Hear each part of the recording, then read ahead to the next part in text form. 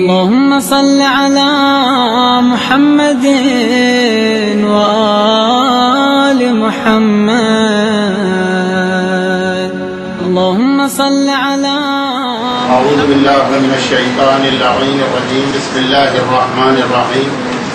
الحمد للہ رب العالمین والصلاة والسلام علی سید المرسلین وآلہ وعطرتہ واہل بیتہ الطیبین الطاہرین المعصومین المظلومین المکرمین المنتجبین المیامین ولعنۃ اللہ علی اعدائہم اجمعین. اما بعد فقد قال اللہ الحکیم فی محکم کتابہ الکریم. بسم اللہ الرحمن الرحیم. ضرب اللہ مثلا للذین آمنوا امرأة فرعون إذ قالت رب ابن لي بيتا عندك في الجنة ونجني من فرعون وعمله ونجني من القوم الظالمين.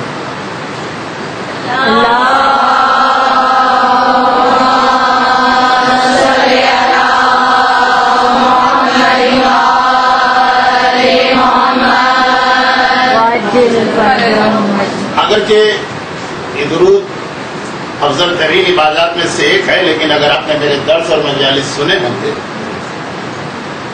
تو کچھ وقت کو بچانے کے لیے اور کچھ اپنی توجہ کو، بہرحال میں کوئی خطیب تو ہوں نہیں، کوئی عالم تو ہوں نہیں، ابھی ذرا بھی توجہ ادھر ادھر میری ہو جائے تو میں بھول جاتا ہوں کہ مجھے کیا کہنا ہے اور کس طرح کہنا.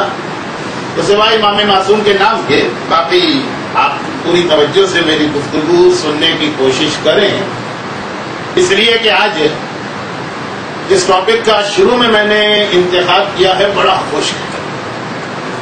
یہاں تک کہ اگر شدید سردی بھی ہوتی تو اس میں بھی اس کو سمجھنا مشکل ہوتا، خاص طور پر اس وقت اتنی گرمی، اتنا حبس. تو اگر آپ کی توجہ نہ رہی یا آپ نے میری توجہ کو ہٹانا چاہا تو تقریر کہیں کی کہیں پہنچ جائے گی، اور جس مقصد کے لیے میں نے اپنی تمام مصروفیات کر اس مدرسے میں آنے کی خود سے خواہش ظاہر کی اور اسے ایک عبادت سمجھ کے میں آیا، وہ مقصد حاصل نہیں ہو پائے گا. خواتین کے بہت سارے درس اور بہت ساری مجلسیں ہم دنیا بھر میں دیتے رہتے ہیں، اور اتنا زیادہ خواتین نے شکایت کرنا شروع کر دی تھی کہ خاص جو ہمارا عنوان ہوتا ہے اس کو ہم چھوڑ دیتے ہیں. اور وہ کیا کہ جب کبھی خواتین سے گفتگو کی جائے تو یا تو پوری تقریر ہی شہزادی کونین کے حوالے سے ہوتی یا کم از کم تقریر کا آغاز. تو کئی مرتبہ خواتین نے یہ تحریری صورت میں شکایت کی کہ مولانا خالی شہزادی کو نہیں مانتے، تیرا اور اماموں معصومین کا بھی کلمہ پڑھتے. تو اب میں عموماً جنرل بات کرتا ہوں، لیکن آج ہمارا یہ درس دو ایسی تاریخوں کے بہت قریب قریب ہو رہا کہ جن تاریخوں کا بھی حق ہم کو ادا کرنا ہے اور وہی ہمارا موضوع بنے. ایک تو شہزادی کونین کی شہادت کی تاریخ. سوال یہ پیدا ہوتا ہے کہ اس وقت میں کراچی میں کیسے ہوں؟ تو وہ اسی لیے کہ 12، 13 اور 14 جمادی الاول جو ابھی منگل، بدھ اور جمعرات شہزادی کی شہادت کی تاریخیں تھیں، جو ایک بڑی شیعہ دنیا میں منائی جاتی، اور اس کی وجہ سے مجھ کو بلایا گیا تھا کہیں اور، پھر میں واپسی میں یہاں خاص آپ کے اس درس کے لیے ہوگا. تو شہزادی سے مناسبت کی ایک تو تاریخ ہے، اور دوسری یہ ہے کہ اس کے فوراً بعد 15 جمادی الاولیٰ یعنی جو جمعے کا دن تھا وہ ہمارے چوتھے امام زین العابدین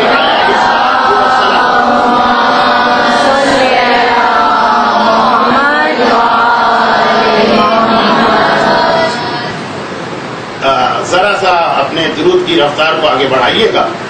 وہ چوتھے امام کی ولادت کی تاریخ ہے، اور دادی اور پوتے کے حوالے سے کہ تاریخیں بھی اتنی قریب قریب ہیں اور دونوں کے حالات زندگی بھی بہت قریب قریب. اس عنوان پہ ہمارے یہاں کم گفتگو ہوتی ہے، لیکن مصائب کے حوالے سے چند باتیں ایسی کہہ دی جاتی جس کو میں شروع میں صرف اس لیے بیان کر رہا ہوں کہ چونکہ ایک درس کا انداز ہے، آخر میں مصائب نہیں آئیں گے. شروع میں مصائب نہیں پڑھ رہا، لیکن مصائب کے حوالے سے شہزادی کونین اور ان کے پوتے کا جو تذکرہ ایک ساتھ ہوتا. پہلی بات تو وہ مشہور حدیث جو آپ نے سنی کہ ہمارے چھٹے امام فرماتے ہیں کہ آدم سے لے کے قیامت تک رونے والے تو صرف 5 لوگ ہیں، اور ان 5 میں بھی آخری 2 کا رونا پہلے 3 سے زیادہ بتایا گیا. حدیث اتنی مشہور ہے کہ آپ نے مجلسوں میں سنی ہوگی، میں تفصیل میں نہیں جاتا ہوں. اس کے اندر پیغمبر کی امت میں یا تو رسول کی بیٹی کے رونے کا ذکر ہوا اور یا پھر ہمارے چوتھے امام. پہلے 3 رونے والے بنی اسرائیل یا اس سے پہلے کے انبیاء میں گزرے. گریے کے اعتبار سے دوسرا اس حوالے سے بھی کہ اکثر ہمارے یہاں ایام ازا کی کسی ایک مجلس کے آخر میں وہ روایت پڑھی جاتی کہ جب چوتھے امام کو مجلس میں دعوت دے کے بلایا گیا تو ممبر کے قریب بیٹھنے والا امام مجلس کے اختتام پہ وہاں نظر آیا جہاں آنے والوں نے جوتیاں اتاری تھی.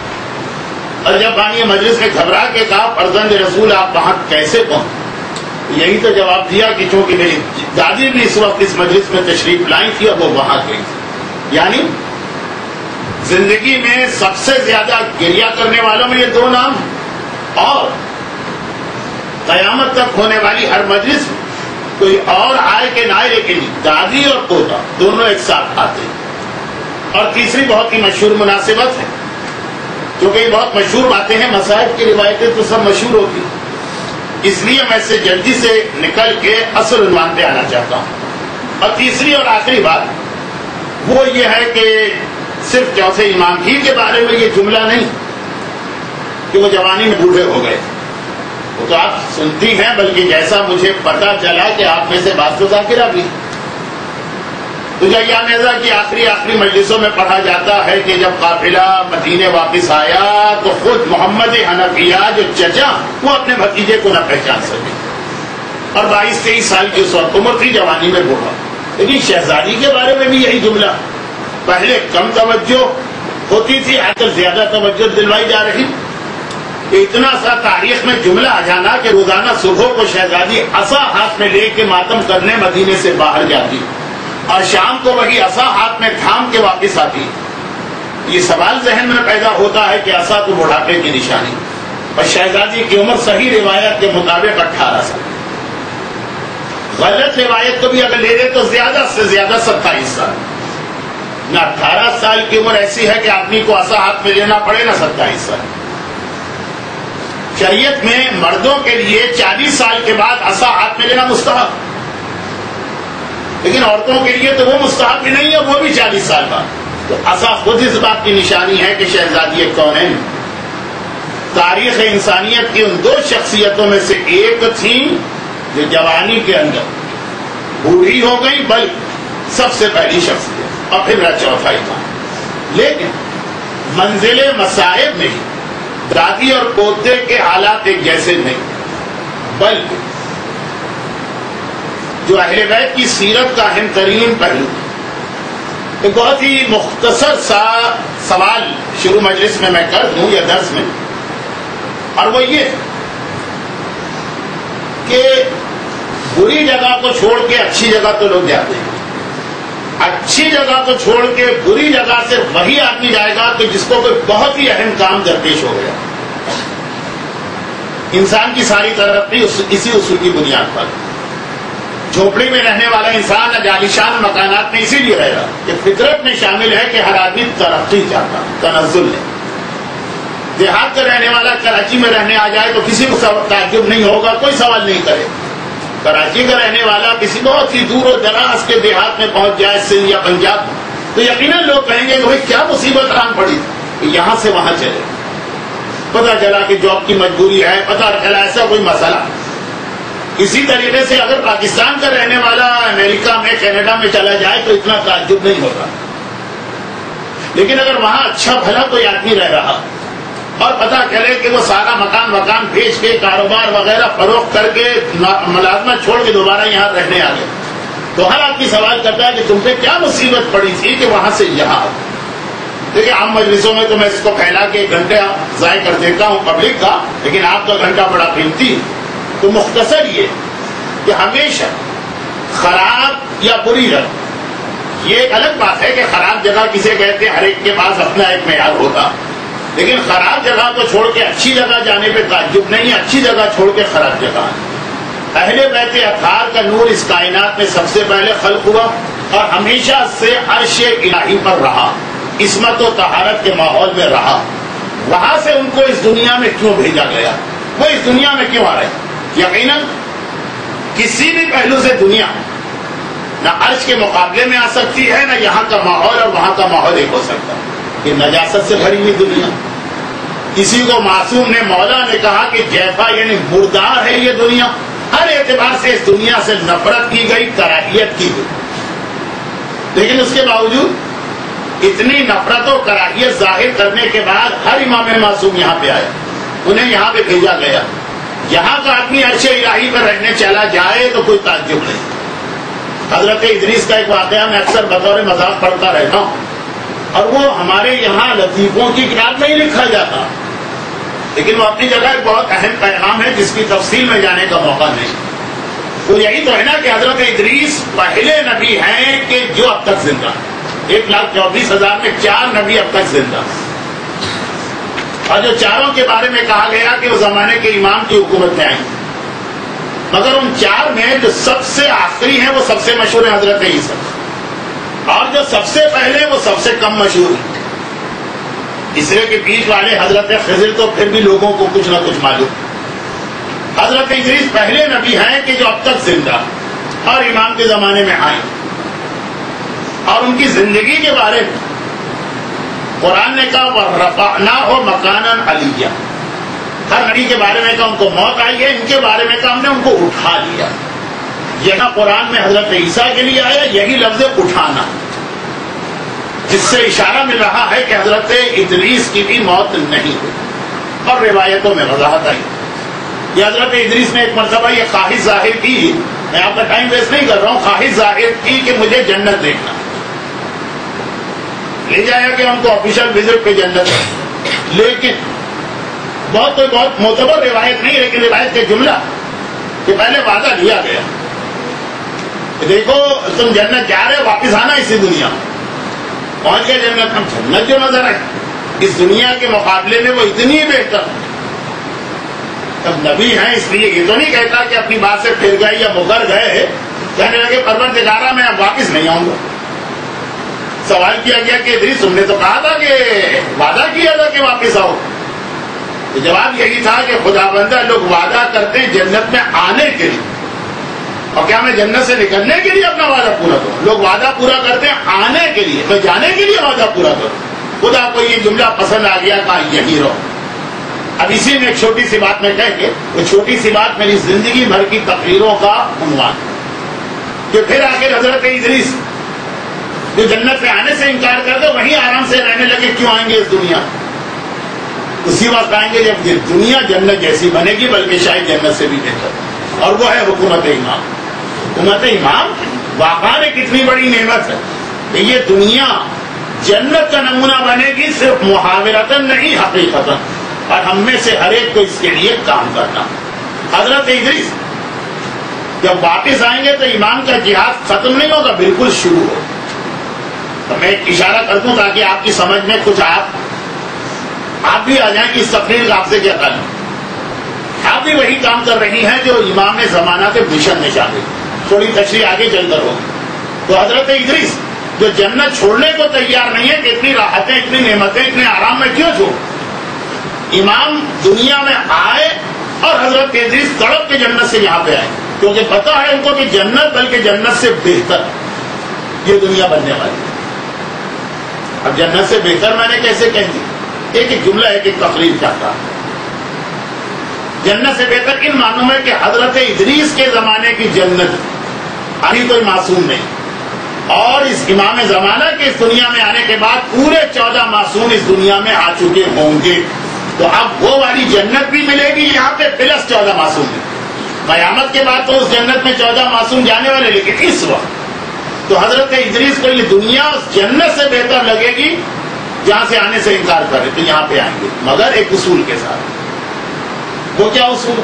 اس وقت نہیں آئیں گے جب امام کا جہاد ختم ہو چکا، اس وقت آئیں گے جب امام کا جہاد شروع ہو۔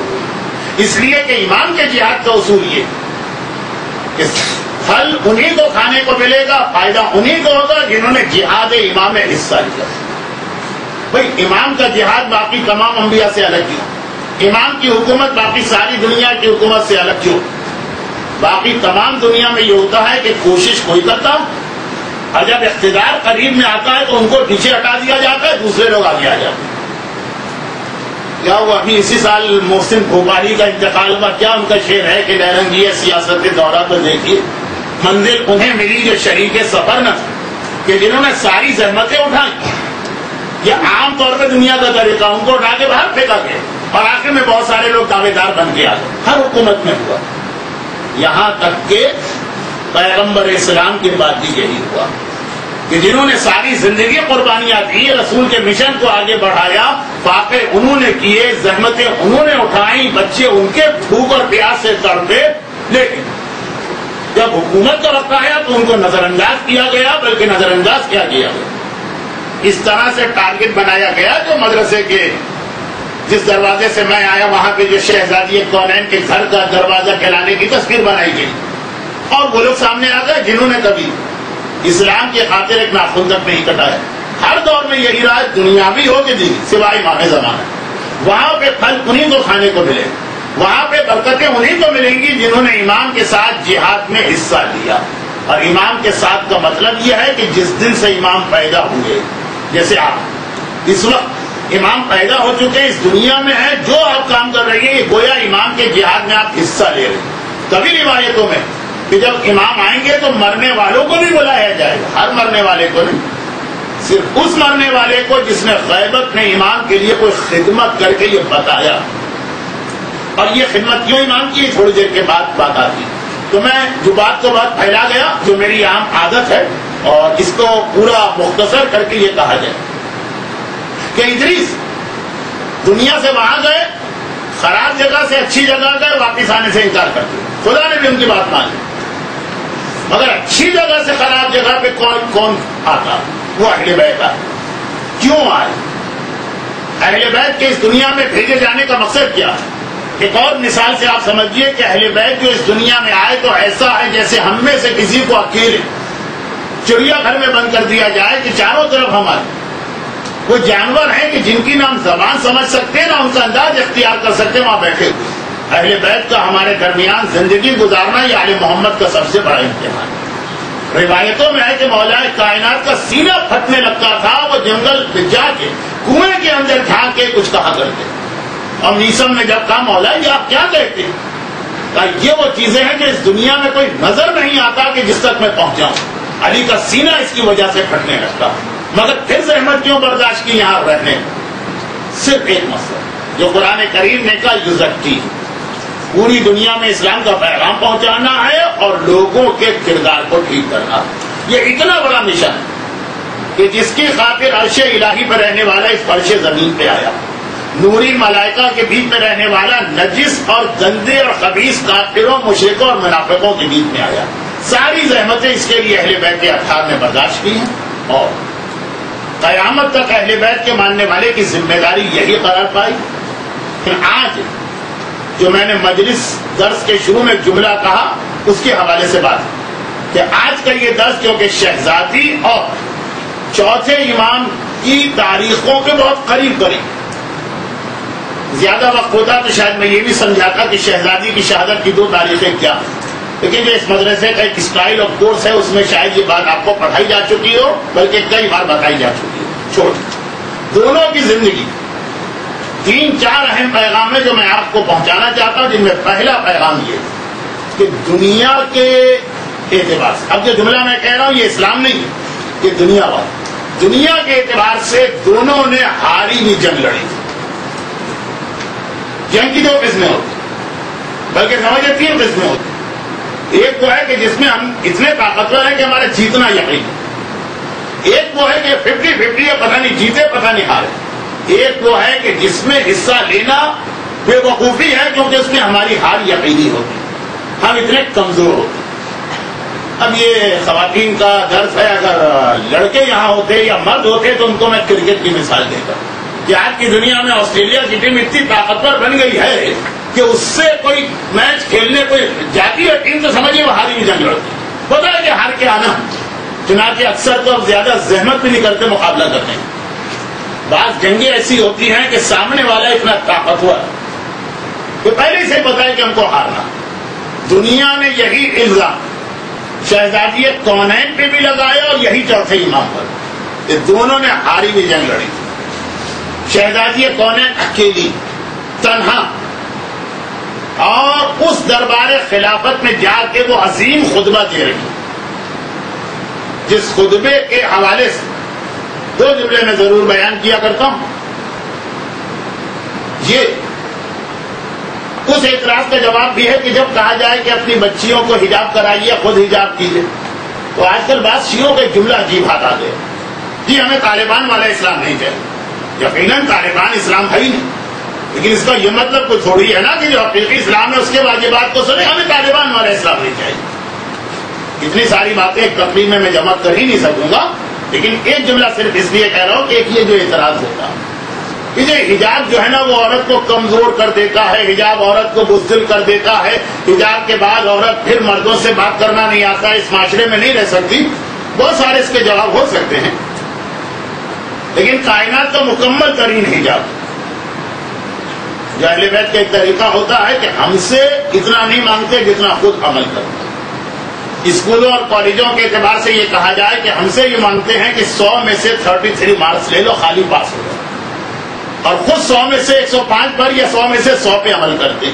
تو شہزادی کونین کا اتنا مکمل حجاب جو آپ پر واجب نہیں، چنانچہ آپ میں سے کوئی کر بھی نہیں رہا، اور واجب بھی اس کو نہیں کہا گیا، بلکہ شہزادی کے حجاب کے کچھ حصوں کو تو اچھا بھی نہیں کہا گیا ایک عام عورت کے.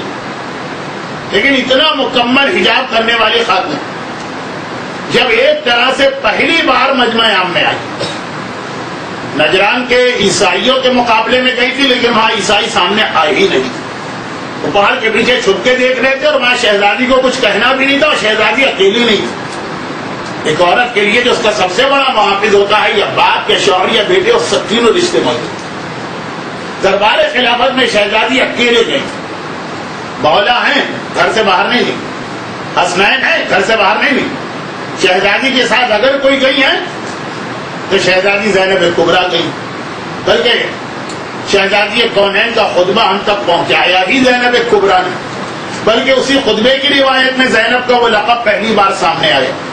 قال عبداللہ ابن عباس قالت عقیلتنا زینب کبریٰ. عبداللہ ابن عباس کہتے کہ ہم بنی ہاشم کی عقیلہ بنی ہاشم. زینب کبریٰ نے مجھے یہ بتایا کہ وہ ماں کے ساتھ گئی اور یہ سنا ہو، جس کا ایک اقتباس باہر کے بورڈ پہ لگا ہوا، اس کی طرف نہیں جا رہا. لیکن شہزادی کونین کا دربار میں جا کے خطبہ دے، اس خطبے کو علماء ایک اور لفظ سے بیان کرتے، نہج البلاغہ. نہج البلاغہ مولا کائنات کی ایسی کتاب کہ جس نے زندگی میں پڑھی بھی نہ ہو وہ بھی اس کی تعریف کرتا ہے. ہر شیعہ کو پتا ہے کہ کتاب علم اور معرفت کا کتنا بڑا ذخیرہ. مولا کے سارے خطبات بعد میں آئے ہیں، پہلا خطبہ دنیا کے سامنے شہزادی کونین کا، اس کا نام ہے نہج البلاغہ کی ماں. علی کی خطابت دنیا نے بعد میں سنی ہے، پہلی خطابت دنیا نے فاطمہ کی سنی، اور زینب ماں کے ساتھ ساتھ ہیں، دیکھ رہی کہ اتنا حجاب کرنے والی ماں جب حق کی بات آتی ہے تو کس طرح سے بول رہی. یہ والا خطبہ، اب یہ اگلا جملہ ذرا سا اچھا نہیں ہے، لیکن وقت بھی نہیں ہے اور ذرا گرمی بھی زیادہ ہے، اس لیے بہت جلدی سمیٹ. یہ والا خطبہ اپنے اسٹائل، اپنی شان و شوکت، کتابت کے اصولوں میں نہج البلاغہ کے خطبوں سے کم نہیں، بلکہ بعض علماء نے کہا نہج البلاغہ کے خطبات سے بھی کئی جگہوں پہ آگے نظر آتا. یہ اس عورت نے خطبہ دیا جو زندگی میں کبھی نامحرم کے سامنے نہیں، نہ نامحرم کو اپنے سامنے آنے دیا، نہ خود اندھا بھی تھا تو کہا کہ میں تو آنکھیں رکھتی ہوں. لیکن جب دین کی بات آئی، حق کی بات آئی، تبلیغ کی بات آئی، دیکھیے کیا انداز. زینب کبریٰ کا خطبہ کوفے میں وہ سب بات کی تھی. پہلا عظیم خطبہ جو اہل بیت کی تاریخ میں ملتا ہے وہ شہزادی فاطمہ زہرا کا ہے، لیکن علماء نے لکھا، ہمارے علماء نے فائدہ کیا ہو، بلکہ اگر ایک جملہ اور کہہ دوں تو اور شاید توہین لگے آپ کو. کہا زینب کے خطبات کا پھر بھی فائدہ ہوا، 1 سال کے اندر اندر یزید کو معافی مانگ کے اہل بیت کو رہا کرنا پڑا. اور یزید کے علاوہ بھی کوفہ اور شام کے عام لوگوں میں اتنی تبدیلیاں آئیں کہ چیخیں مار مار کے رونے لگے. شہزادی کو کہنا پڑا کہ اب رو رہے ہو قیامت تک روتے رہو. باقاعدہ اتنی تبدیلیاں آئیں کہ لوگوں نے موومنٹ چلا 1 سال کے اندر. شہزادی کونین کے خطبے کے بعد 25 سال تک ہمیں عالم اسلام میں بظاہر کوئی تبدیلی نظر نہیں آئی. چنانچہ یہی علماء نے کہا کہ یہ کھاری بھی جنگ شہزادی نے لڑی. مدینے کی کچھ عورتیں تو پھر بعد میں شہزادی کے پاس گئی جنہوں نے خطبہ نہیں سنا. اتنا سنا کہ آج شہزادی نے خطبہ دیا. جو سن رہے تھے سامنے والے مرد وہ اتنے بے حس ہو کے بیٹھے تھے کہ بقول علماء کے، ہمارے علماء نہیں، علماء تاریخ کوئی اثر ہی نہیں، کھاری بھی جنگ لڑی.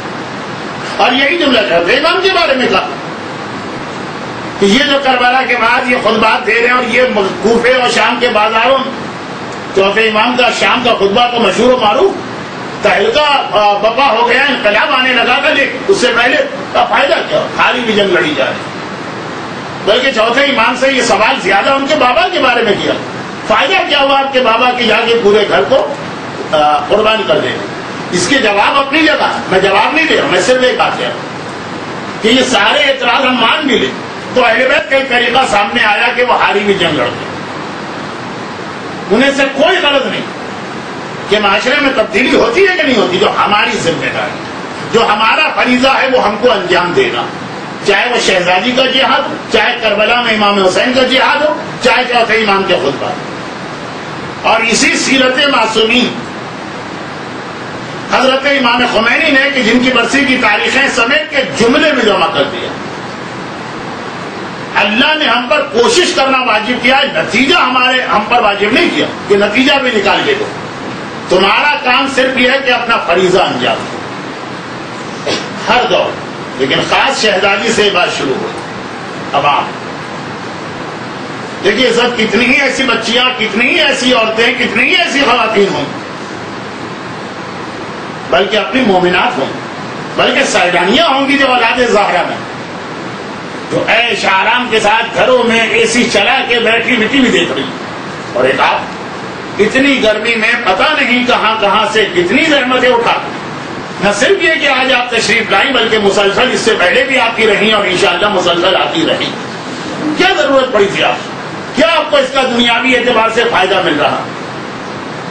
کون سا یہاں پہ اس کی وجہ سے آپ کو، میرا ایک اندازہ ہے، میں نہیں کہتا تو بہت اچھا تبرک بھی مل رہا، جبکہ اس وقت کی گرمی اور ماحول تو ایسا کہ تبرک کے لیے بھی کوئی گھر سے باہر نہ نکلے. اور خالی اتنی ہی بات نہیں ہے بلکہ مسئلہ تو آج اس سے بھی زیادہ سخت. وہ یہ ہے کہ مذاق اڑایا جائے گا آپ کا کہ ان کو کیا ہو گیا. ایک تو یہ کہ کوئی بھی مذاق نہ اڑائے، تب بھی اپنے گھر کے اچھے ٹھنڈے ٹھنڈے ماحول کو چھوڑ کر مارکیٹوں میں سب خاک اڑ رہی ہے. پتہ چلا کہ مغرب کے بعد لوگ آنا شروع ہوں، ذرا اثر کے بعد جب سورج ڈھلے گا پھر لوگ گھروں سے نکلا کرتے ہیں. اپنے ضروری کام لوگ روک کے بیٹھ جاتے ہیں. لیکن کیا جذبہ ہے جو آپ اتنی شدید دھوپ اور گرمی میں اس طرح سے یہاں لے کے آیا. عام حالات میں بھی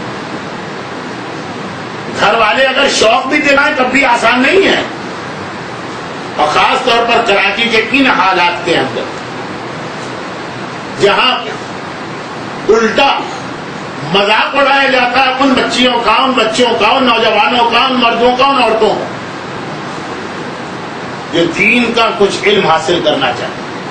اور جیسا کہ معصوم کی حدیث کہ تمہارا سب سے بڑا دشمن تمہارے گھر والے ہوتے ہیں. مطلب گھر والے دشمن کیسے؟ تو یہی جو پیغمبر کی ایک بہت ہی مشہور حدیث ہے، لیکن حدیث شروع بچوں کے نام سے ہوئی ہے، اس میں بچے بڑے سب شامل. وَيْلٌ لِّأَوْلَادِ آخِرِ الزَّمَانِ مِنْ آبَائِهِمْ. افسوس آخری زمانے کے ان بچوں پر جنہیں ان کے والدین تباہ کریں. لوگوں نے گھبرا کے سوچا کہ مشرک ہوگا، اس کا دل اتنا سخت ہوتا کہ وہ اپنی بیٹی کو اپنے ہاتھوں سے زندہ دفن کر دیتا.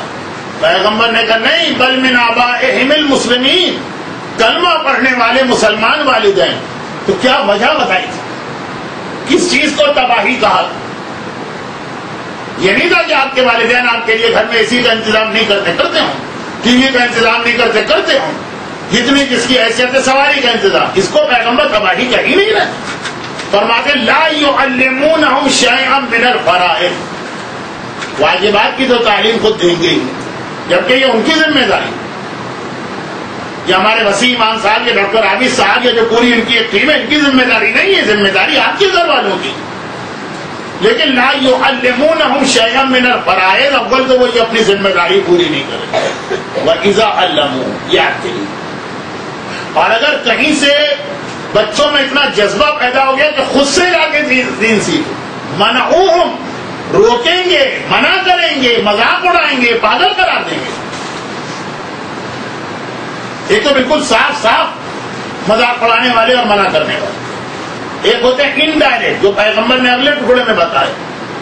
منعوم، یہ تو وہ والدین ہیں، والدین، بھائی بہن، دوست، رشتے دار، آپ کے خاندان والے. آپ دیکھیے گا کہ زیادہ مخالفت کس حوالے سے آپ کی یہ لوگ کر رہے ہوں. اور اس کے بعد ایک انڈائریکٹ نفسیاتی طریقہ، یہ مذاق نہیں اڑاتے، روکتے نہیں ہیں، اتنا ان کو دین کا فرض کیجیے احساس. لیکن جب وہ دنیا کی کوئی چیز حاصل کرتا ہے تو رضو انو بڑے خوش ہو جاتے ہیں، بہت راضی ہو جاتے ہیں، ہر ایک کے سامنے تذکرہ کرتے ہیں، دیکھو اس نے میٹرک میں یہ کامیابی حاصل کی، انٹر میں یہ کامیابی حاصل کی. لیکن جب دین کی کوئی چیز سیکھتا ہے تو فلن یقبلوا، قبول بھی اس کو نہیں کرتے، کسی کے سامنے اس کا تذکرہ بھی نہیں کرتے. اچھا خیر آپ تو ذرا بڑی ہو گئی ہیں، عورت اگرچہ کبھی بھی بڑی نہیں ہوتی، لیکن بہرحال آپ تو چونکہ دیندار خواتین آپ بڑی ہو گئی ہیں. لیکن چھوٹے بچے وہ تو ماں باپ کی پیار اور محبت اور توجہ کے محتاج ہوتے ہیں. توجہ میں نے جان بوجھ کے کہا. وہ دیکھیں گے کہ ہم میٹرک میں یا 8th میں یا 5th میں اچھے نمبر لاتے ہیں، والدین خوش ہیں. یہاں دینیات میں فرسٹ پرائز لے کر آتے ہیں، والدین کو توجہ بھی نہیں دیتے. یہ نفسیاتی طریقہ، گرا دینے کا کسی کو، ان کی توجہ اس سے ہٹ جائے.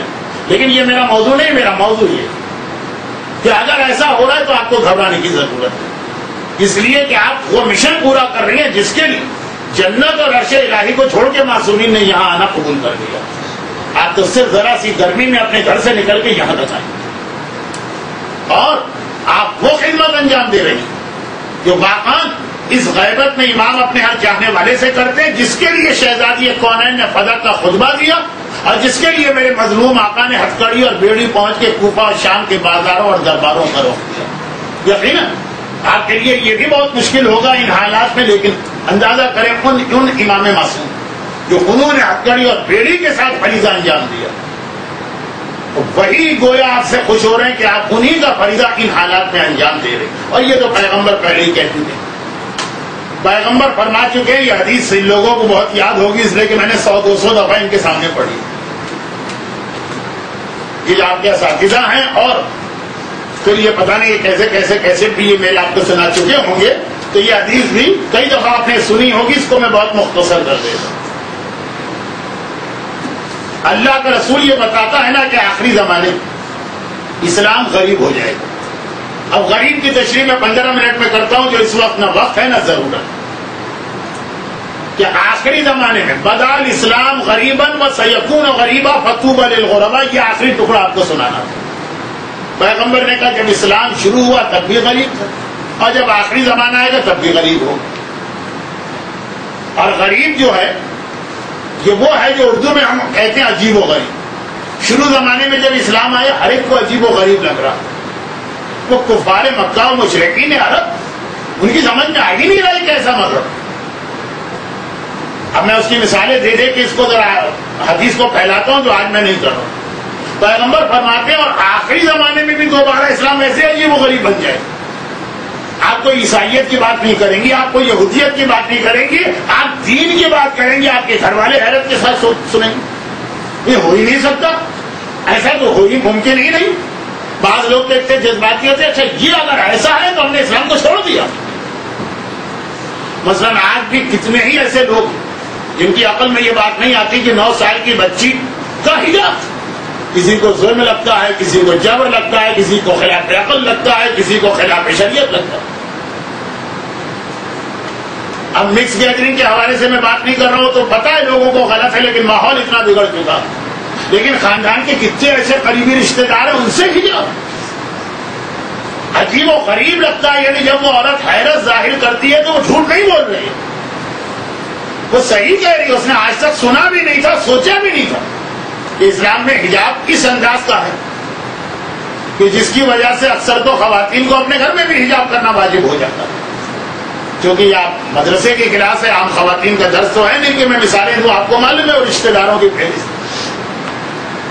اسی انداز اسلام کے کتنے واجبات ایسے جو آج کسی یہودی، کسی عیسائی، کسی ہندو کو اتنا تعجب میں نہیں ڈالتے جتنا عجیب و غریب ہمارے معاشرے میں ہو جائے، اور اس پر عمل کرنے والا تو گویا پورے معاشرے میں نکو بن کے رہ جاتا ہے۔ لیکن پیغمبر کہہ رہے فطوبی للغرباء، کچھ قسمت تو وہی لوگ ہیں جو معاشرے میں غریب بنا کے بٹھا دیے گئے، جن کی باتوں کو یہی سمجھ کے لوگ نظر انداز کرتے ہیں کہ یہ طالبان ہے یا پاگل ہے۔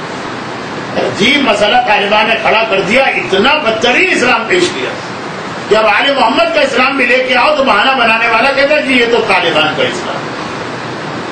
اور خاص طور پر اس حوالے سے میں دو باتیں آپ کو بتانا چاہتا ہوں اور پھر شاید میری گفتگو اختتام پہ آئے۔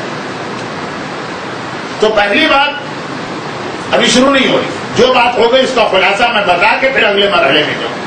شہزادی کونین سے لے کے شہزادی زینب کبریٰ تک، امام علی سے لے کے میرے چوتھے امام تک، مومن ہمیشہ وہ جنگ لڑتا ہے جو معاشرے کے اعتبار سے ہاری ہوئی جنگ ہوتی ہے، لیکن مومن کو ہارنے اور جیتنے سے غرض نہیں، اس کی ذمہ داری صرف یہ ہے کہ امام نے اس سے کیا چاہا اور قیامت کے دن اسے خدا کو کیا جواب دینا۔ البتہ جتنا ثواب، جتنی فضیلت اس عبادت کی، ایک اشرا بھی اس کے لیے کم ہے جو عبادت آپ انجام دے رہے۔ بس ایک بات کا خیال کیجیے کہ جو سب سے شروع اسلام میں مسلمانوں کو مسئلہ پیش آیا جس کی وجہ سے سورہ عنکبوت نازل ہوا، اور وہ مسئلہ قیامت تک پیش آئے گا جس کی وجہ سے ہر سال شب قدر میں سورہ عنکبوت پڑھایا جائے، وہ یہ کہ باقی ساری دنیا کا مقابلہ تو یہ نئے مسلمان کر رہے تھے، والدین گھر والوں کی مخالفت برداشت نہیں ہو رہی، اور سورہ عنکبوت کا پیغام یہ تھا کہ نہیں، مومن کا سب سے بڑا امتحان اور آزمائش یہ ہے کہ ان کی ساری باتیں سنیں لیکن اپنے طریقہ کار پہ عمل کرتا رہے انشاءاللہ۔ جسے ہاری بھی جنگ کربلا میں کہا گیا وہ دنیا کی سب سے بڑی جیتی ہوئی جنگ بعد میں جا کے ثابت ہوئی، اور یہی آپ کے ساتھ بھی ہوگا۔ مگر یہاں پہ اب دو باتیں میں بتا دوں۔ پہلی بات یہ ایک سوال لوگ اکثر مجھ سے کرتے ہیں، وہ یہ کہ مولانا آپ 7 سال پہلے، ٹھیک 7 سال ہوئے مجھے کراچی سے نکلے، جولائی 2000 میں گیا تھا، جولائی 2007 آ رہا، 7 سال میں کیا تبدیلی آپ نے پائی؟ اور میں مجلسوں میں بھی پڑھتا رہتا ہوں دنیا بھر میں،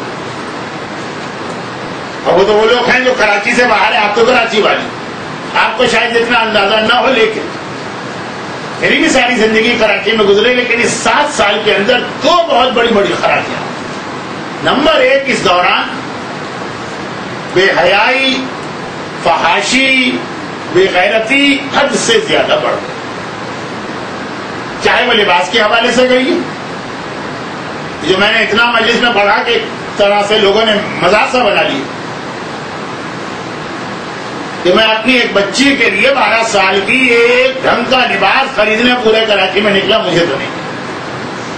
جب میں کراچی چھوڑ کے گیا تھا تو اس وقت تک لباس کی آستینیں کم سے کم ہو جو 3/4 سلیز کہلاتی، اور جب میں لباس ڈھونڈنے کے لیے نکلا تھا تو سلیو لیس لباس اس کثرت کے ساتھ نظر آ رہا، اور خصوصاً 12 سال کی بچی۔ سارے علاقے یہاں تک کہ وہ ڈیفینس اور کلپٹن سے چھوڑیے، وہ تو نہیں بڑے لوگوں کے علاقے، یہ آپ کے پڑوس میں جو انارکلی بازار ہے اور وہ گولی مار کی جو دکانیں، وہاں تک نہیں مل رہے، بلکہ ایک دکاندار نے مجھ سے جب میں نے زیادہ بحث کی کہ لباس 12 سال تو بچی ہے نا، لوگوں کی نگاہ میں اس کو تو شاید کپڑے پہننے کی ضرورت نہیں ہے۔ ایک مرتبہ کہا کہ مجھے سر سے پیر تک دیکھے، لیکن دکاندار یہ کہہ رہا جس کو کچھ اخلاق ہونا چاہیے کہ میاں کس جنگل سے آ رہے ہو، کہاں رہتے ہو، اسے کہیے کہ مجھے جواب میں نے دے دیا، میں آسٹریلیا سے آ رہا ہوں تو شرمندہ ہو کے رہ گیا، ورنہ باقاعدہ اگر میں کسی جنگل کا نام لیتا کہتا کبھی ایک ڈھنگ کا لباس تو کم سے کم عورت کا حجاب ہے، اس سے بھی کم وقت اس تیزی کے ساتھ لباس مختصر بھی ہوئے، آستینیں اوڑھی بھی، لیکن خالی لباس ہی نہیں، مکس گیدرنگ کتنی عام ہو گئی، عورت اور مرد کا ہاتھ ملانا جس کثرت کے ساتھ میں نے دیکھا، لگ ہی نہیں رہا تھا میں کراچی ایئرپورٹ پہ کھڑا ہوں، لگ رہا تھا جیسے میں لندن ایئرپورٹ پہ کھڑا ہوں۔ اس میں سے 90% کے بارے میں مجھے یقین تھا کہ یہ جو جس کا استقبال کر رہے ہیں یہ ان کا محرم رشتے دار نہیں ہے۔ اچھا، ایک تو ایک بڑی تیزی کے ساتھ یہ تبدیلی آئی۔ دوسری بڑی تبدیلی یہ آئی کہ اس 7 سال میں پتہ نہیں کیا ہو گیا، ہماری قوم کو علم دشمن ہو گیا۔ پہلے بھی بہت زیادہ علم کی رغبت نہیں تھی، لیکن علم دشمنی نہیں تھی۔ اس 7 سال میں شیعہ قوم میں اتنی بڑی تبدیلی دیکھی۔ معصوم کا ایک جملہ ہے نا کہ براہ راست تو کوئی علم سے دشمنی نہیں کرے، تو جہاں سے علم ملتا ہے اس سے دشمنی کی جائے۔ جب تک امام تھے تو امام سے دشمنی کرتے تھے، آج مرجع ہیں تو مرجع سے۔ اتنی مخالفت علماء اور مراجع کی، اتنی مخالفت علماء اور مراجع کی۔ دیکھیے، ایک تو ہوتی ہے فطری مخالفت، ہر دور میں کچھ نہ کچھ لوگ تو علماء کے مخالف ہوتے ہی، بلکہ اکثر میں 1-2 واقعات بھی پڑھتا رہتا ہوں۔ اور یہ آج سے 40-50 سال پہلے کے جب مذہبی ماحول کہ کوئی صاحب نجف میں داخل ہوئے، آج سے 50 سال پہلے کا نجف، آغا ابو الحسن اصفہانی کا زمانہ، جن کی مرجعیت تاریخ تشیع میں اہم مرجعیت میں سے، کیونکہ ان کے زمانے میں سیکنڈ ورلڈ وار ہو رہی، اور سیکنڈ ورلڈ وار میں نیا پیٹرول کی ضرورت پڑی۔ پہلی جنگ عظیم میں تو گھوڑے ووڑے زیادہ استعمال ہوتے تھے، اور زیادہ اس وقت پیٹرول جو تھا وہ مسلمان ملکوں میں بلکہ عرب ملکوں میں پیدا ہوا، اور خاص عراق 32 میں وہاں آئل نکلا، 39 میں جنگ شروع ہو گئی، تو بہت زیادہ پریشر میں تھے آغا ابو الحسن اصفہانی۔ پہلی دوسری عالمی جنگ میں ہر طاقت ان کو اپنے ساتھ ملانا چاہتی، چنانچہ دور حاضر کے یعنی گزشتہ 100 سال کے مراجع سب سے زیادہ ان کے نام امام کے خط آئے۔ ضرورت تھی کہ باقاعدہ امام ان کو گائیڈنس دے، لیکن ایک صاحب داخل ہوئے نجف کے اندر، وہ آغا ابو الحسن اصفہانی سے ملنا چاہتے تھے، خالی زیارت کے لیے گئے نہیں، زیارت کے لیے آئے نجف، لیکن جہاں سے وہ گزرے ہر سڑک، ہر گلی، ہر جگہ ان کی تعریفیں ہوتی۔ کوئی آدمی، ایک آدمی ایسا نہیں جو ان کی برائی کر رہا۔ انہوں نے زیارت کا ارادہ منسوخ کر دیا، یعنی مرجع کی زیارت۔ تو ایسا آدمی جس کا کوئی مخالف ہی نہ ہو اچھا آدمی نہیں ہو سکتا۔ بس آخری رات جب کل صبح ان کو چھوڑ کے نجف جانا، تو جب آخری کسی مقدس جگہ پہ آدمی کی آخری رات، مکہ مدینہ جو آخری رات، اس رات تو آدمی زیادہ عبادت کرتا، پوری رات مسجد میں جا کے عبادت کر رہے تھے۔ آدھی رات کے وقت دیکھا، سردی کا زمانہ، عراق کی سردی ماشاءاللہ، کوئی گھر سے باہر نہیں نکلا، مسجد میں اکیلے دیکھا اندھیرے میں کوئی صاحب عبادت کر رہے ہیں عبادت پوری رات۔ صبح کے قریب یہ وضو کرنے کے لیے ان کے قریب سے گزرے تو پتہ چلا عبادت کیا کر رہے ہیں۔ پوری رات یہ ایک ہی جملہ، اللہم لعن ابو الحسن اصفہانی، پوری رات ابو الحسن اصفہانی پہ لعنت، اے خدا ان پہ لعنت بھیج، لعنت بھیج۔ اس کو بہت بڑی عبادت سمجھ، سردی کی رات میں مسجد کوفہ میں ساری رات اکیلے آ کے بیٹھے ہوئے، ان کو اطمینان، یہ مرجع ٹھیک لگ رہا ہے، کوئی مخالف تو ملا نا اس کا۔ آغا محسن حکیم کا واقعہ کتنا مشہور ہے، خاتون خمس لے کے آئی نجف میں، یہی ماحول دیکھ۔ آغا محسن حکیم بھی بہت بڑی رکاوٹ تھی دشمنان اسلام کے، صدام نے بھرپور انتقام دیا ان کے خاندان سے، وہ اسی لیے کہ جب انہوں نے فتویٰ دیا تھا کہ یہ حرام ہے، یہ کمیونزم، کم از کم آغا حکیم کی زندگی تک عراق میں امکان ہی نہ رہا تھا کہ یہ لوگ برسر اقتدار آئے۔ جب وہ انتقال کر گئے یا ان کو شہید کیا گیا جیسا کچھ لوگ کہتے، اتنا عظیم مرجع، وہاں بھی یہ خاتون نے دیکھا ہر آدمی تعریف کر رہا ہے کہ میں اس کو ہم دوں گی۔ جب اسے کچھ لوگ ملے جو ان کی برائی بھی کر رہے تھے، تو اتنا 2%، 4%، 5%، 10% تو امام معصوم تک کو لوگ برا کہتے آئے، وہ تو ٹھیک۔ لیکن آج کراچی کی جس مسجد میں جائیے، جس امام باڑے میں جائیے، جس مدرسے میں جائیے، جس اجتماع میں جائیے، علماء کی برائی، توضیح المسائل کی برائی، اس قسم کے مدارس کی برائی، جنگل کی آگ کی طرح یہ دو چیزیں پھیل رہی ہیں۔ اور یہاں پہ جو پہلی چیز ہے اس کے حوالے سے اب میں ذرا سی خشک گفتگو کر رہا ہوں۔ اچھا ہے کہ آئندہ پھر کبھی آپ انتظامیہ سے کہیے ہی نہیں کہ ان کو بلائیں، لیکن اہم ہے بہت وہ بات، وہ یہ کہ شریعت میں جب کوئی چیز واجب کی جاتی ہے یا حرام کی جاتی ہے تو اس کے دو طریقے، یعنی شریعت سے میری مراد تو مرجع مجتہد نہیں ہے، خدا، رسول اور امام. ایک تو یہ کہ وہ کہہ دیتے ہیں فلاں چیز واجب ہے تمہیں کرنا ہے، فلاں چیز حرام ہے تمہیں بچنا ہے، بس. کیوں یہ کرنا، یہ کیوں واجب، وجہ نہیں بتا. کیوں حرام، وجہ نہیں بتا. بس جب انہوں نے کہا یہ واجب ہے یہ حرام ہے، جتنا انہوں نے کہا اتنا ہی ہماری ذمہ داری. اب ہم اس سے بڑھ کے اپنی طرف سے مسئلے کو پھیلا نہیں سکتے، وہ حرام. اس کو شریعت میں قیاس کہا گیا جو امام نے پوری زندگی جہاد کیا. اول من قاس ابلیس فقہ کا مسئلہ ہے، لیکن جتنا خود کو ہونا چاہیے اتنا ہے نہیں، ذرا دلچسپ. اب جیسے امام نے کہا کہ زکوٰۃ واجب ہے، سونے اور چاندی کے سکے، کیوں واجب ہے یہ نہیں بتایا.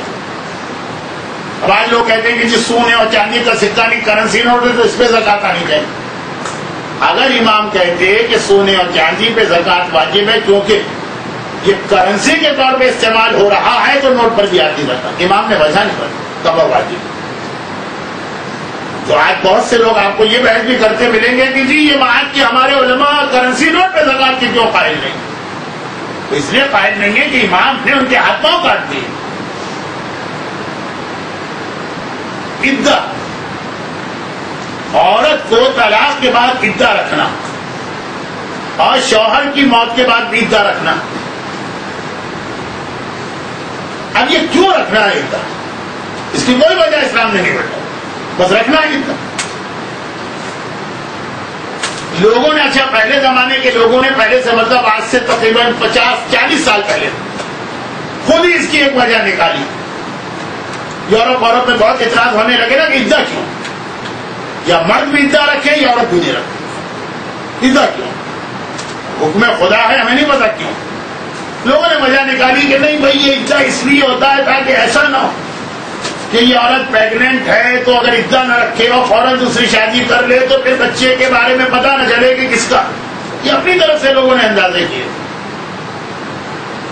اس وقت ذرا لوگ قائل ہو جاتے تھے کہ ہاں یہ ٹھیک لگ رہی بات. لیکن آج آپ کو معلوم ہے ٹیکنالوجی کتنی ترقی کر گئی ہے، سیکنڈ میں پتہ چل جاتا کہ یہ عورت حاملہ ہے کہ حاملہ نہیں. تو اب جن لوگوں نے عدے کی وہ وجہ بتائی ان سے اعتراض کرتے ہیں یورپ والے تو پھر اب تو عدہ نہیں ہونا چاہیے. اب کیا کریں وہ لوگ، پہلے تو خود ہی تو وجہ بتائی ہے، وہ وجہ ان کے گلے میں پھنس گئی. تو شریعت کہتی ہے جو امام نے کہا وہ اتنا ہی رکھو. عدہ واجب ہے، کیوں واجب؟ عورت کے پریگنینسی کی وجہ سے کہ ہمیں نہیں معلوم. زکوٰۃ درہم و دینار پہ واجب ہے، کیوں واجب ہے ہمیں نہیں پتا. لیکن کچھ واجبات و حرام ایسے ہیں جس میں امام نے ساتھ میں وجہ بھی بتائی. جس میں امام نے وجہ بتائی وہ یقیناً ایسا ہے کہ پھر جہاں جہاں وہ وجہ پائی جائے گی آپ اپنی طرف سے بھی مسئلہ بنا سکتے ہیں. جیسے امام نے کہا شراب حرام ہے نشے کی وجہ سے. اگر امام یہ نہیں کہتے نشے کی وجہ سے تو خالی شراب ہوتی حرام ہوتی، چرس حرام نہیں ہوتی، بھنگ حرام نہیں ہوتی، ہیروئن حرام نہیں ہوتی. ان کے نام نہیں تھے روایت ہوتے. وہ وہی زکوٰۃ والا مسئلہ بنتا، درہم و دینار کا نام لیا وہ حرام ہے، نوٹ حرام نہیں. لیکن یہاں نشے میں امام نے یہ نہیں کہا شراب حرام ہے، کہا شراب حرام ہے نشے کی وجہ. اب جس جس چیز میں نشہ پایا جائے گا وہ سب حرام ہو جائے گا. امام ایسے کئی مثالیں ہیں، پوری میرے 1 گھنٹے کی تقریر ہوتی ہے. امام نے ایک مخصوص انداز کی ٹوپی پہننا حرام قرار دیا تھا کیونکہ اس میں کافروں کی شباہت. وہ یہودی ایک خاص انداز کی ٹوپی پہنتے. اب وہ خالی ٹوپی نہ رہی، اب اگر ٹائی بھی کافروں کی شباہت ہو جائے، ہے نہیں آج کل لیکن اگر ہو جائے تو وہ بھی حرام، جو امام کے زمانے میں تھی بھی نہیں ٹائی. اب وہ جو بیکری کا ایک بہت ہی مقبول آئٹم ہے کروسوم یا کیا کہتے ہیں اس کو، وہ جو چاند کی شکل کا ہے وہ بھی حرام ہو جاتا. وہ بھی کافروں نے بنایا تھا مسلمانوں کی شکست پر. تو امام جہاں وجہ بتا دے وہاں پہ وہ چیزیں جو امام کے دور میں نہیں تھی وہ بھی حرام ہوتی جائیں، یا جہاں جہاں جس چیز میں وجہ پائی جائے. یہ آخری جو میں نے بیکری کی بات کی تھی اس کو بھول جائیے، آپ کنفیوز ہو گئی ہوں گی، لگ رہا ہے آپ ادھر چلی گئی ہیں، آپ میری تقریر نہیں سنائی. نکال لیجیے روٹی، بعد میں آپ کو کھلا دی جائے گی. خلاصہ یہ کہ بہت اہم ایک اصول کا خیال رکھیے گا، جب امام کسی چیز کی وجہ نہیں بتائے تو جو امام نے بتایا اتنا ہی کرنا، اس کے آگے نہیں جا سکتا. اور جب امام وجہ بتا دے تو جو امام نے بتایا وہ بھی، اور جہاں جہاں اور وہ چیز پائی جائے وہ بھی حرام ہو.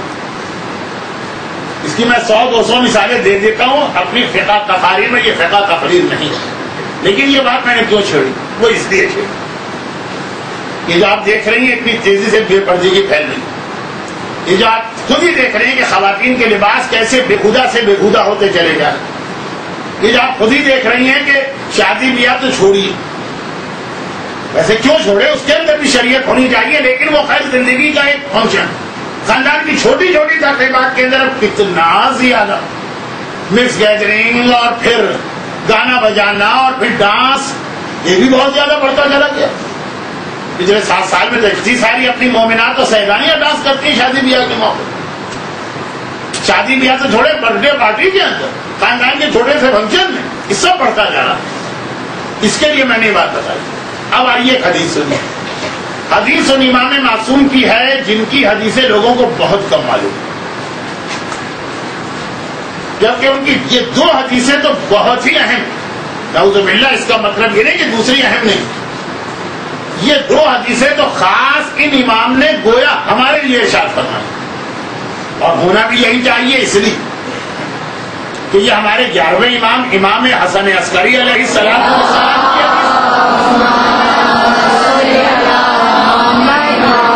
کی حسن عسکری آخری امام جو سامنے تھے. اس کے بعد 12ویں امام تو ولادت کے دن سے ہی غائب. تو جو 11ویں امام تھے ان کی اللہ نے 2 ذمہ داریاں رکھی تھی، ایک چھوٹی ایک بڑی. چھوٹی ذمہ داری تو یہ تھی کہ بھائی جس زمانے کے امام ہیں ان کے مسئلے حل کرو، لیکن یہ اتنا اہم نہیں تھا 11ویں امام. بڑی ذمہ داری تھی کہ تمہارے بعد 1000-2000 سال تک تو لوگوں کو امام ملیں گے ہی نہیں، تو ان کے لیے سارے مسئلوں کا حل تم لے کے جاؤ. جو آخری آدمی آتا ہے نا، جس کے بعد پھر غیب آنے والے، یہ اس کی ذمہ داری ہے کہ سب کچھ بتا کے جائے. تو 11ویں امام کی امامت توہین والا جملہ نہیں ہے. اپنے لوگوں کے، اپنے زمانے کے لوگوں کے لیے کم تھی، ہمارے لیے زیادہ. اور اسی لیے دیکھیں کہ یہ 2 حدیثیں کتنی اہم. پہلی حدیث میرے دوسرے نقطے کا جواب ہے، اور دوسری حدیث میرے پہلے نقطے کی وضاحت. پہلی حدیث یہ ہے کہ تقلید کے حوالے سے سب سے واضح حدیث جس میں لفظ تقلید آیا وہ صرف 11ویں امام کی. وَأَمَّا مِنَ الْفُقَهَاءِ مَنْ كَانَ صَائِمًا لِنَفْسِهِ حَافِظًا لِدِينِهِ مُخَالِفًا لِهَوَىٰ مُطِيعًا لِأَمْرِ مَوْلَاهِ فَلِلْعَوَامِ أَن يُقَلِّدُوهُ. لفظ تقلید صرف 11ویں امام کے کلام میں. تقلید ہی کو ہر امام نے اپنے زمانے میں اپنے الفاظ میں کہا، علماء سے رجوع کرو، ان کے پاس جاؤ، ان سے مسئلے پوچھو، وہی تقلید. لیکن خاص لفظ تقلید، کیونکہ یہ غیبت میں سب سے بڑا مسئلہ ہے. جب تک 11 امام موجود ہے پھر بھی تقلید تھی، اتنی ضرورت نہیں تھی. ہوا ان عالم سے پوچھا، نہیں ہوا تو جا کے امام سے پوچھ لیں. غیبت میں تو جو کچھ ہے یہی عالم. اور آج تک شیعہ قوم میں اپنے مراجع کا احترام تھا، یہاں تک کہ جب لوگ تقلید نہیں کرتے تھے اپنے مراجع کا احترام ضرور کرتے تھے. اور جب پچھلے 30 سال سے تقلید بڑھ گئی، مراجع کا احترام ختم ہو گیا. اور بات بھی سمجھ میں آ رہی، جب تک لوگ مرجع کی تقلید نہیں کر رہے، خالی ان کا احترام کر رہے ہیں. نہ یہودیوں کو کوئی اختلاف ہے مرجع سے، نہ عیسائیوں کو کوئی تکلیف ہے، نہ ہندوؤں کو، نہ کافروں کو، نہ دو دینوں کو. احترام کرتے رہو، ان کی بات تو مانی نہ نہیں یہ قوم. لیکن جب تقلید شروع ہوئی، ان کی بات لوگ ماننے لگے، تو اب دشمنان اسلام کے لیے خطرہ بنا. چنانچہ ان کے خلاف وہ مہم شروع ہوئی جو آج کل کراچی میں حد سے زیادہ. پہلے ایک آدھ بے تکا آدمی کہتا تھا جی ہم تو امام زمانہ کی تقلید، ہر دوسرا آدمی یہی بات کہہ رہا. لیکن یہ خاص میرا موضوع نہیں ہے، یہ تو میں نے صرف 2 باتوں میں سے مکمل کرنے کے لیے اس کے لیے 2 جملے ہیں، ورنہ اصل تو پہلی تھی. تو 11ویں امام نے تقلید پر اتنا زور دیا کہ وہ مطالبہ بھی لوگوں کا پورا کر دیا، جو اس دور کے لوگوں نے نہیں کیا جو آج لوگ کرتے. جی ہم تقلید کا لفظ دکھا دیجیے. آج کل لوگ لفظ کو زیادہ پکڑ کے بیٹھتے ہیں. یہ دکھا دیجیے قرآن میں یہ کہا لکھا شراب حرام ہے، حرام کا لفظ دکھائیے. یہ نہیں جب لوگ ماننے لگے تو اب دشمنان اسلام کے لیے خطرہ بنا. چنانچہ ان کے خلاف وہ مہم شروع ہوئی جو آج کل کراچی میں حد سے زیادہ. پہلے ایک آدھ بے تکا آدمی کہتا تھا جی ہم تو امام زمانہ کی تقلید، ہر دوسرا آدمی یہی بات کہہ رہا. لیکن یہ خاص میرا موضوع نہیں ہے، یہ تو میں نے صرف 2 باتوں میں سے مکمل کرنے کے لیے اس کے لیے 2 جملے ہیں، ورنہ اصل تو پہلی تھی. تو 11ویں امام نے تقلید پر اتنا زور دیا کہ وہ مطالبہ بھی لوگوں کا پورا کر دیا، جو اس دور کے لوگوں نے نہیں کیا جو آج لوگ کرتے. جی ہم تقلید کا لفظ دکھا دیجیے. آج کل لوگ لفظ کو زیادہ پکڑ کے بیٹھتے ہیں. یہ دکھا دیجیے قرآن میں یہ کہا لکھا ہے شراب حرام ہے، حرام کا لفظ دکھائیے. یہ نہیں چلے گا کہ شراب نہ پیو، شراب سے بچو، شراب یہ ہے، شراب وہ ہے. نہیں، حرام کہاں لکھا. آج کل لفظ پکڑ کے لوگ بحث کرتے ہیں. ٹیلی ویژن پہ مذاکرات آتے ہیں کہ جی شراب قرآن میں کہیں نہیں لکھا حرام. تو شراب جیسی چیز میں جب لفظ پکڑیں گے تو تقلید میں تو زیادہ. امام یہ مطالبے لوگوں کے نہیں مانتے، لیکن یہ اتنا بڑا فتنہ تھا کہ 11ویں امام نے کہا اچھا چلو میں تمہارا یہ مطالبہ بھی پورا کرتا ہوں. واقعہ لفظ تقلید اپنی حدیث میں لے کے آتا ہوں. 6 نے، 5ویں نے، 8ویں نے، 9ویں نے، 7ویں نے تقلید کا لفظ استعمال نہیں کیا. تقلید کے بارے میں حکم ہم کو دیا. 11ویں نے تو لفظ بھی استعمال کر دیا تاکہ شیعت کو یہ احساس رہے کہ علماء اور مراجع ہمارے لیے کتنے ضروری ہیں. لیکن یہ دوسری حدیث بہت اہم، یہ بھی حدیث شیخ مرتضی انصاری جیسے عظیم مرجع اپنی مشہور ترین کتاب رسائل میں لکھی ہے، کیونکہ یہاں کی کورٹ میں مجھے پتا چلا کہ مجتہدین کے نام بھی پڑھائے جاتے ہیں، ان کی کتابوں کے نام بھی. اس میں لکھا امام فرماتے ہیں ایک غلط عالم ہمارے ماننے والوں کے لیے لشکر یزید سے زیادہ خطرناک. یہ نہیں کہا کہ لشکر یزید سے زیادہ ظالم ہے. ظلم میں تو لشکر یزید ہر حد کو پار کر لے، لیکن خطرناک کہا لشکر یزید اس سے زیادہ خطرناک ہے غلط عالم. اچھا اگر اتنا کہہ کے امام رک جائے تو یہ صرف غلط علماء کے لیے حدیث ہے. آگے وجہ بتائی کہ کیوں، کیا اس لیے کہ لشکر یزید مال کا اور جان کا نقصان پہنچا سکا اور غلط عالم ایمان کو نقصان پہنچاتا. مال سے زیادہ اہم آپ کا ایمان، جان سے زیادہ اہم آپ کا ایمان. کا غلط عالم جو لشکر یزید سے زیادہ خطرناک ہے وہ ایمان تباہ کرتا. لشکر یزید نے سب کچھ کر لیا، ایمان کو نقصان نہیں پہنچا سکتا. اہل بیت کے مال کو لوٹا، شام غریبہ، اہل بیت کی گردنیں کاٹی، لیکن نعوذ باللہ کہ اہل بیت میں سے کسی کے ایمان کو نقصان پہنچا سکتا نہیں. کہ غلط عالم زیادہ نقصان دے، کیونکہ یہ ہمارے ماننے والوں کی خالی جان اور مال کو ختم نہیں کرتا. صدام اتنا نقصان دہ نہیں تھا، اس نے مال اور جان کو نقصان پہنچایا. جتنا غلط عالم تھا جو پاکستان میں آج کل آپ کو بہت نظر آئے، یہ ایمان کو ختم کیے رہے، اچھے خاصے مومن کے عقیدے کو تباہ کر رہے ہیں. اب میں ذرا اس کی طرف جاتا نہیں ہوں کیونکہ یہ خود اپنی جگہ اتنا بڑا موضوع ہے کہ اصل چیز رہ جائے گی جدھر آپ کو لانا. تو کدھر مجھے لے کے آنا ہے کہ لشکر یزید سے زیادہ خطرناک امام نے غلط عالم کو بتایا، لیکن خالی اس کا نام نہیں لیا، وجہ بتا. جیسے شراب حرام ہے کہہ کے وجہ بتائی تو اب چرس بھی حرام ہو جائے اور ہیروئن بھی حرام ہو جائے. غلط عالم کہے کہ امام نے وجہ بتائی تو جہاں جہاں یہ وجہ پائی جائے گی وہ لشکر یزید سے زیادہ خطرناک. وجہ کیا بتائی؟ جو چیز تمہارے ایمان کو نقصان پہنچائے وہ لشکر یزید سے زیادہ خطرناک. اور آج کل ڈش اینٹینا، کیبل ٹیلی ویژن، عام ٹیلی ویژن، انٹرنیٹ اور کسی حد تک کی اخبارات اور پرنٹ میڈیا، یہ ہے آج کل جو ہمارے ایمان کو نقصان پہنچا رہا. ہمارا معاشرہ جو اس تیزی سے بے حیائی اور بے فحاشی کے گناہ کی جانب بڑھ رہا وہ اس کی وجہ سے، کسی کی تقریروں کی وجہ سے نہیں. ٹیلی ویژن کے ڈرامے دیکھیں، فلمیں دیکھیں، سیریل دیکھیں، اور خود بخود اس سے ہماری بچیاں، ہماری جوان عورتیں، ہماری بوڑھی عورتیں اپنا ایمان کھونے لگتی. امام نے خالی بے غلط عالم نہیں کہا، وجہ بتائی کہ کیونکہ وہ ایمان کو نقصان پہنچا سکتا. جو چیز آپ کے اور آپ کے گھر والوں کے ایمان کو نقصان پہنچائے وہ لشکر یزید سے زیادہ خطرناک. یعنی اگر میں اس جملے کو ذرا سا کھول دوں تو شاید بڑا بدتمیزی کا جملہ بنے.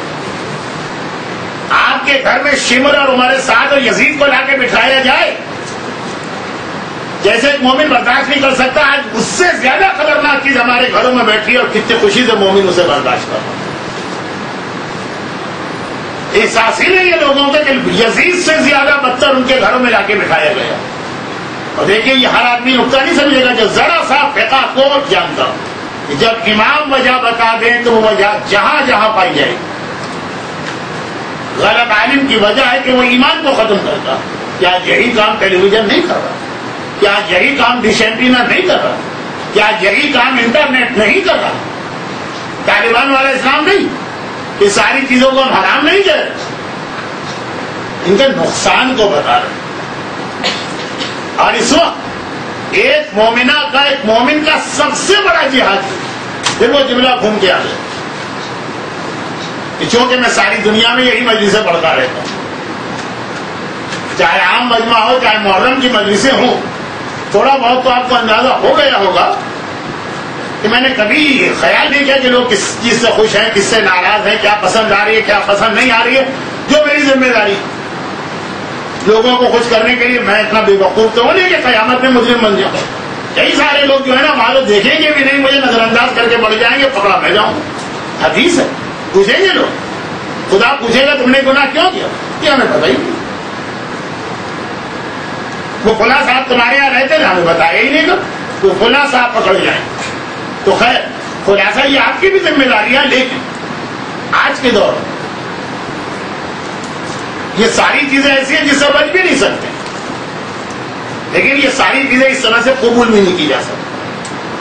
اب جیسے شادی بیاہ کی کتنی رسومات پہلے خالی ٹیلی ویژن نے ہمارے انٹروڈیوس کرائے.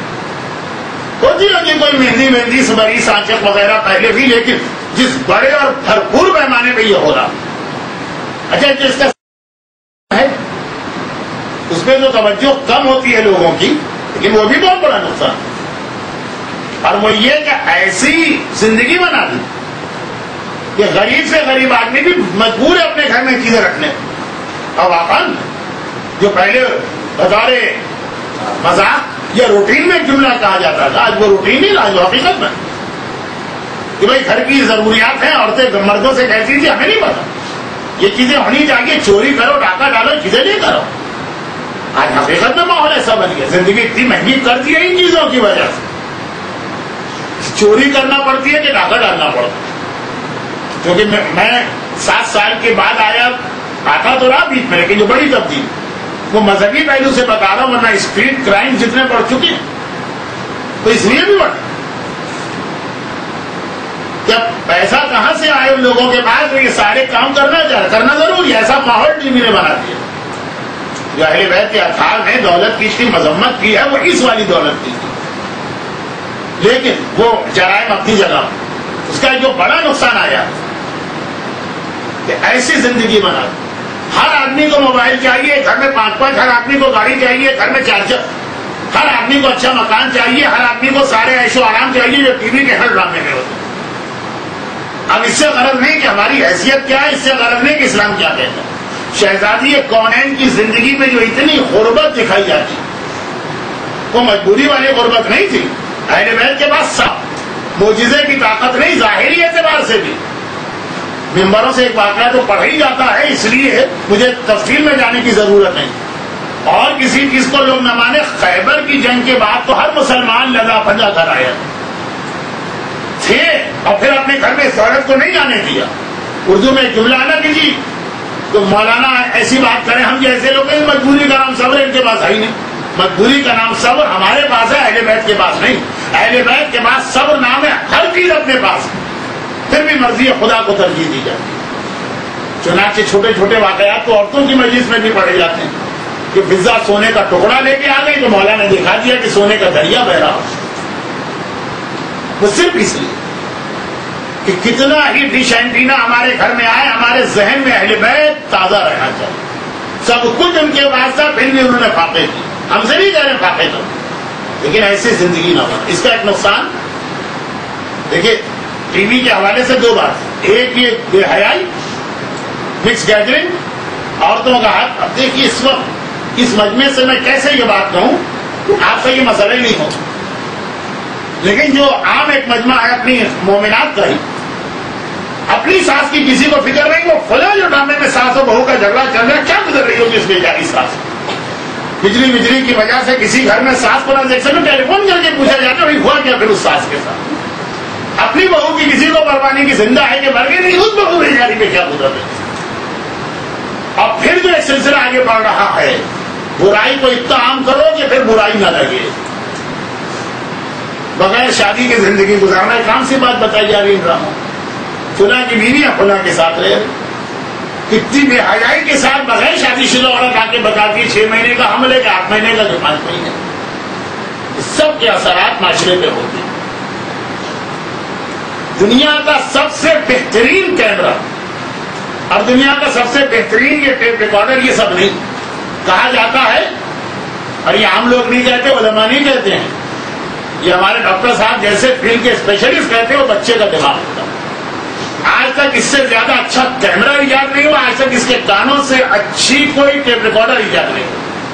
ایک ایک آواز جو سنتا ہے وہ اس کے پاس محفوظ ہو گئی اور زندگی میں کبھی نہ کبھی اس کے اوپر اثر ڈالے. ایسے ایسے واقعات ہیں کہ وہ 3 مہینے کے بچی کو گود میں لے کے ماں جا رہی تھی, بس اردو بولنے والی ماں برابر میں کوئی فرینچ عورت بیٹھی تھی, وہ ٹیلی فون پہ بات کر, یہ بچی 18 سال کی ایک دم فرینچ بولنے لگی.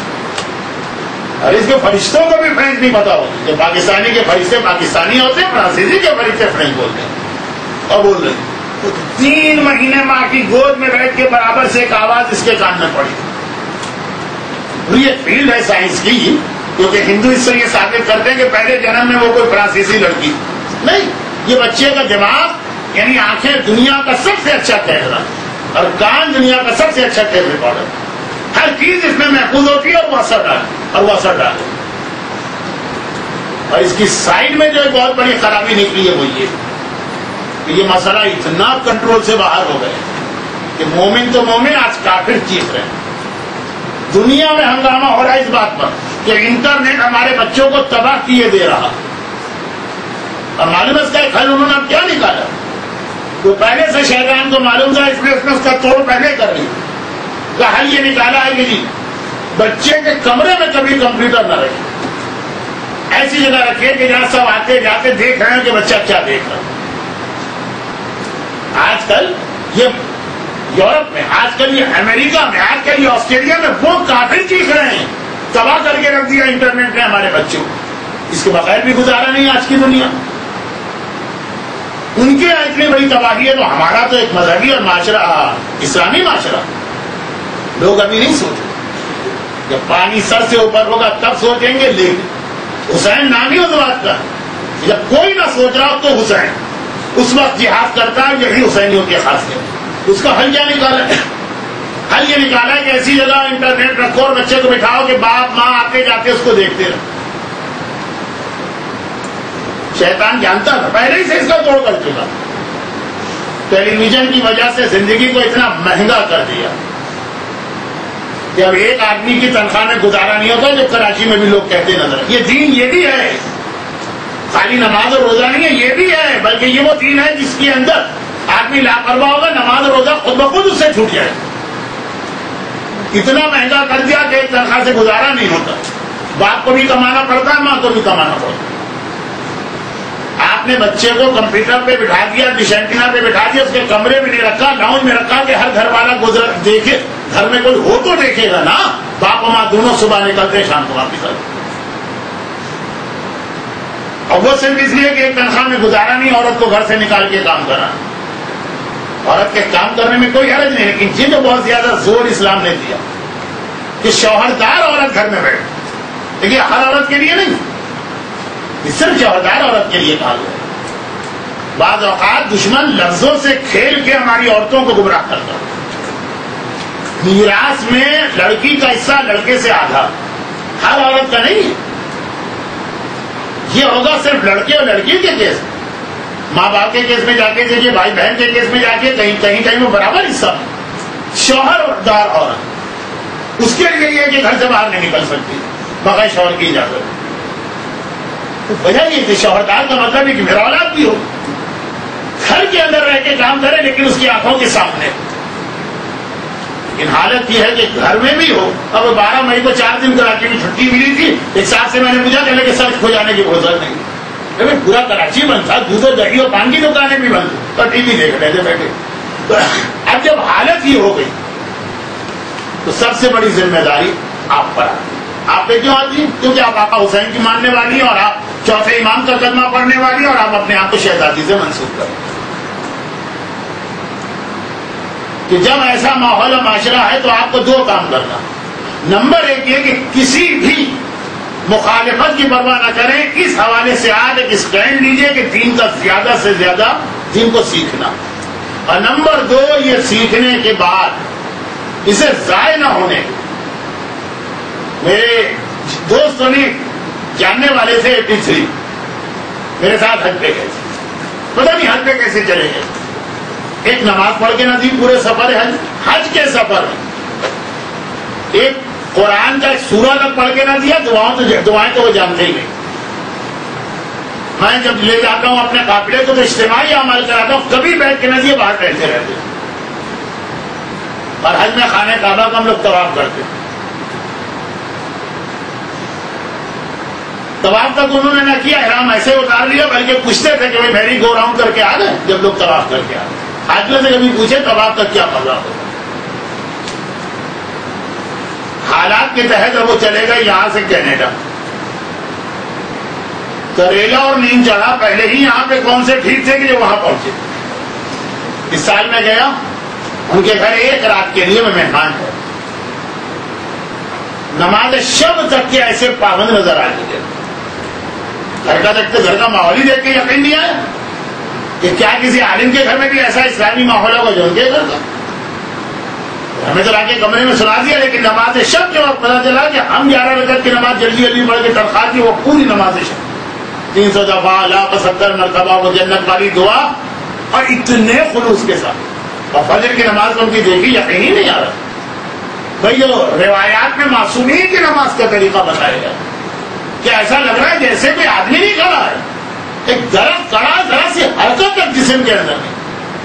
واقعی یہ اندازہ تھا کہ کسی کو دکھانے کے لیے نہیں, اتنی بڑی تبدیلی. اور جواب وہی تھا جو اکثر ایسے سوالات کا جواب ہوتا. شادی ان کی 92 میں کسی بہت ہی اچھی بچی سے ہوئی جس نے 6 سال تو بڑی زحمتیں اٹھائی. ایسے نامعقول قسم کے شوہر خالی اپنی حد تک نہیں رہتے, بیوی کو بھی روکتے ہیں دین سے. میں گھر میں جا کے ان کے ٹھہرے اس لیے کہ اس بچی کے بقول اس نے کبھی کسی درس میں مجھ سے تعلیم حاصل کی تھی کسی زمانے میں, اور میں نے اتنے 30 سال پڑھایا مختلف جگہوں پہ, مجھے تو نہیں معلوم. 6 سال تو واقعا کوئی عام مومنہ ہوتی تو اس کو ٹی وی ہو جاتی. لیکن جو خدا اور رسول پہ بھروسہ کرنے والی کہ میں دین کا کام کر رہا ہوں, اللہ کا کام کر رہی ہوں, میں امام حسین کے راستے میں چل رہی ہوں, اگر اس کو برداشت نہ کر سکی تو یہ کیسے کہا جا سکتا ہے کربلا میں وہ تیر اور تلوار برداشت ہوتی, وہ کوفے اور شام کے لوگوں کے سارے مذاق اڑانے اور تانے برداشت ہوتے. اس کے مقابلے میں تو پھر بھی کتنا ہی برا شوہر ہو, کتنا ہی مخالفت کرے, بہرحال اس سے تو لاکھ گنا بہتر. 6 سال یا 8 سال سے اس بچی نے بڑی زحمت برداشت. اگر ایک بچی اس انداز سے اس پورے گھر کو بدل کے رکھا تو پہلے شوہر میں تبدیلی آئی, پھر شوہر کے بعد گھر والوں میں آئی. ان میں اتنی نہیں آئی لیکن آئی کہ خانہ خدا کو میری گو راؤنڈ کہنے والا اور حج میں ایک نماز نہ پڑھنے والا. ٹورنٹو جیسے شہر میں ایک سنت نماز تک پتا نہ, اور نکھٹو بھی نہیں کہ گھر میں پڑھا نہیں, باقاعدہ محنت کر کے اس خیال لگتا. ایک عورت ایک بچی وہ چاہے تو اتنا بڑا انقلاب لا سکتی اور لے کر.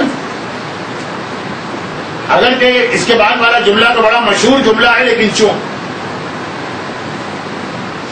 امام خمینی کی برسی کی تاریخیں ہیں تو ان کا بھی ایک اور جملہ میں دوہرا.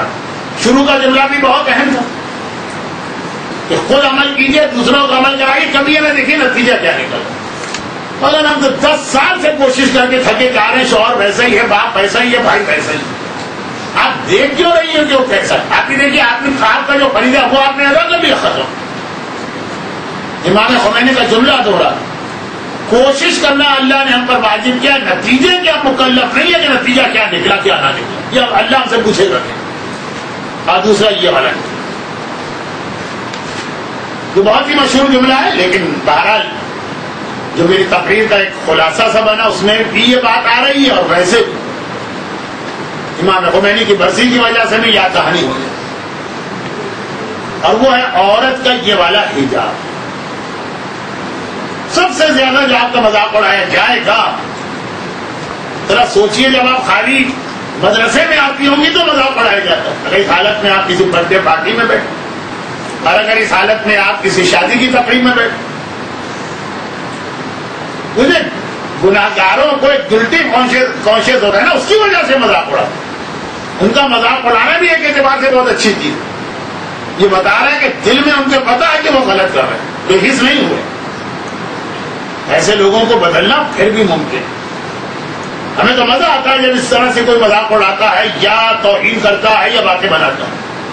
اب آپ تو خیر ابھی سب کی سب انڈر 18 ہی ہیں، لیکن آپ کی جو بزرگ خواتین ہوں گی تو ان سے پوچھے گا کہ میرے بارے میں کیا کچھ نہیں کہا اور کیا کچھ اسٹل نہیں کہا جا رہا.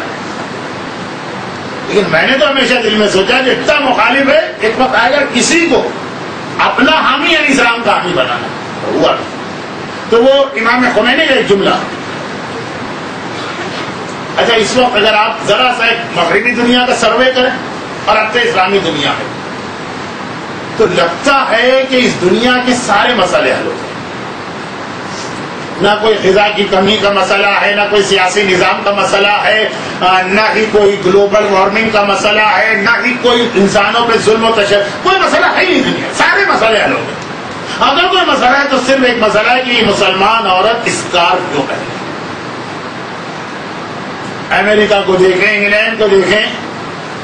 خیر امریکہ پھر بھی اس معاملے میں ذرا سا ہوشیار. اس وقت دوسروں کے کندھے پہ بندوق رکھے پہلے ان کو استعمال کیا جائے. روزانہ قانون بنتا جا رہا ہے. فرانس سے سلسلہ شروع ہوا، جرمنی ہے، ہالینڈ ہے، ڈنمارک ہے، انگلینڈ ہے. پورا ملک ہر وقت اس وقت اسی ایک بحث میں ہوتا ہے عورت کے اسکارف پہننا ہے کہ نہیں پہننا. چاہے ملک کا قانون کا ہے، ہر ایک آزاد ہے، چاہے لباس اتارنے میں کوئی پابندی نہ ہو. اخبارات سے آپ بھی سنتی رہتی ہیں، اور آج کل جو ٹیلی ویژن جہاں بہت نقصان پہنچا ہے وہاں ذرا اپڈیٹ بھی کر دیا. اور واقعی اس انداز سے یہ ایشو بنتے لگتا ہے اس ملک میں اور کوئی مسئلہ رہا ہی نہیں سوائے اسکارف کا مسئلہ. وہ 10-10 لاکھ ترکوں کی ریلی نکل رہی ہے صرف اس وجہ سے کہ جو آدمی پریزیڈنٹ بن رہا ہے اس کی بیوی جو قاضی بوڑھی ہے وہ اسکارف پہنے. پریزیڈنٹ کے الیکشن میں کھڑے ہونے والی کی بیوی کوئی آبا نہیں، کوئی چادر نہیں، وہ صرف ایک اسکارف. ایک ہنگامہ ہے کہ یہ آدمی کو پریزیڈنٹ نہیں بننا چاہیے. وہ بار بار کہہ رہا ہے کہ میں کوئی اسلامی نظام نہیں لاؤں گا، میں نے کوئی اسلام نہیں، سیکولر جو ہے وہی چلے گا، لیکن اس کی بیوی حجاب پہنتی. اور اسی ترکی میں آپ کو معلوم ہے ترکی کی فوج اپنے آپ کو بڑا طاقتور سمجھتی اور بڑا ان کے اندر غرور بھی ہے ترکوں. لیکن جب ایک ممبر آف پارلیمنٹ جو الیکشن سے جیت کر آئی ہے، جو دنیا کے ہر مغربی ملک کے قانون کے اعتبار سے اس کا حق ہے، وہ الیکٹڈ ہے. ڈیموکریسی کا حیضہ ہے نا جب مغرب کو، وہ ہے اسی صرف اس لیے کہ وہ اسکارف پہنے. 50 سال سے زیادہ ہے. پارلیمنٹ کی ممبرشپ اس کی منسوخ کر دی. تمہیں حق کیا ہے؟ وہ الیکشن جیت کے آئی. ساری ڈیموکریسی ختم کی اس نے اسکارف کر. پوری ملٹری کی جو جرنیل تھے جنتا کے ان کے ہاتھوں بھول گئے. اس زمانے میں آپ ترکی کو دیکھتی بس ہر طرف یہ شور تھا یہ اسکارف، ایک عورت کا اسکارف. اور جب دوسری جانب سینکڑوں نہیں، ہزاروں نہیں، لاکھوں مسلمانوں کا خون بہایا گیا اور بہایا جا رہا. عراق میں روزانہ کتنی شہادتیں ہو رہی اور اوور آل شیعہ سنی سے ہٹ کے آپ دیکھیں. عراق ہے، لبنان ہے، بوزنیا ہے، چیچنیا ہے، کشمیر ہے، فلسطین ہے، کتنی شہادت. کوئی مسئلہ نہیں دنیا میں. ایسا بھی نہیں کہ گھروں مکھی مر گئے. ایک اسکارف. اور یہی وہ جملہ تھا جو حضرت امام خمینی نے انقلاب کی کامیابی کے فوراً بعد کہا. جب انقلاب کامیاب ہوا تو دنیا بھر کے مسلمانوں میں موٹیویشن آیا، جوش جذبہ پیدا ہوا کہ ایسا انقلاب ہم کو بھی لانا. اور سب آ کے وزٹ کرنے لگے ایران. ہر آدمی امام خمینی سے ملاقات کرتا ہے، بس گویا سب سے باری جا رہا ہے کہ آپ پہ جان قربان، جو آپ نے یہاں کام کیا ہم اپنے ملک میں کریں. امام خمینی تھے، ان کی بصیرت، ان کا ویژن. ہر آدمی اپنے آپ کو چھوٹا خمینی سمجھ رہا تھا، گیا اور انقلاب آ گیا. چنانچہ حضرت امام خمینی وہ جو افسر تشرفات ہوتا ہے جسے انگریزی میں کہتے ہیں پروٹوکول آفیسر، ہر ڈیلیگیشن جو آتا ہے اس کے ساتھ ایک پروٹوکول آفیسر ہوتا ہے. اس سے کہا یہ لوگ بہت یہ الفاظ لے رہے ہیں، بہت آسان سمجھ رہے ہیں انقلاب لانا. اب ان کو پورے ایران میں جہاں جہاں جا رہے لے جاؤ، مگر ہر شہر کا قبرستان ضرور دکھانا۔ اب بہشت زہرا کا قبرستان تو ہماری زیارتوں میں شامل ہے، لیکن ایران کے ہر شہر کے ساتھ ایک بہشت زہرا، یعنی شہر کی آبادی کم ہو گئی تھی اس وقت میں اور قبرستان کی قبریں بڑھ گئی، کہیں ضرور دکھانا اور ان کو بتانا کہ یہ انقلاب اس طرح سے نہیں آ گیا جیسا وہ سمجھ رہے ہیں۔ یعنی انہوں نے نہیں کہا تو میرا جملہ اس میں ہی کہ خمینی کے باوجود بھی انقلاب اتنی آسانی سے نہیں آ گئی، اتنی پہلے ہمیں قربانیاں دینا پڑی ہیں، اتنے جوانوں کے لاشیں ہم نے اٹھائے، تب انقلاب آیا۔ جو سمجھ رہے ہیں جائیں گے اپنے یہاں 2-4 نعرے لگائیں گے، 1-2 ریلی نکالیں گے، 1 آدھ جلسہ جلوس کریں گے، انقلاب آ جائے گا۔ میں نے کہا الفاظ میرے مفہوم یہ تھا، خود بھی مریں گے، قوم کو بھی مروائیں گے، نتیجہ کچھ نہیں، پہلے دکھاؤ ان کو جا۔ مگر وہ دکھاؤ کا مطلب کیا تھا کہ شہر کی آبادی کم رہ گئی، 10,000 کا کوئی شہر تھا تو 4,000 لوگ رہ گئے، 6,000 قبریں بن گئے، تب انقلاب آیا۔ پھر بھی امام خمینی جب انقلاب کے بعد عورتوں سے خطاب کیا تو جملہ یہ کہ دشمن ہمارے اتنے شہیدوں سے اور ان کے خون سے نہیں ڈرتا جتنا ہماری عورتوں کے حجاب سے ڈرتا۔ اتنی قربانیوں کے باوجود انقلاب میں اس سے زیادہ اہم رول عورت کے حجاب کا۔ حجاب جو ہے سمبل کلام، خالی اسکار کا نام نہیں، پورا عورت کو اپنے آپ کو مجاہدہ بنانا، جہاں جانا ہے جس جگہ بیٹھنا، مخالفتیں برداشت کرنا تو پہلا مرحلہ، پھر بھی ہمت کر کے پورے معاشرے کو بدلنا۔ جب مومن کی یہ پہچان ہے تو مومنہ کی کیوں نہ؟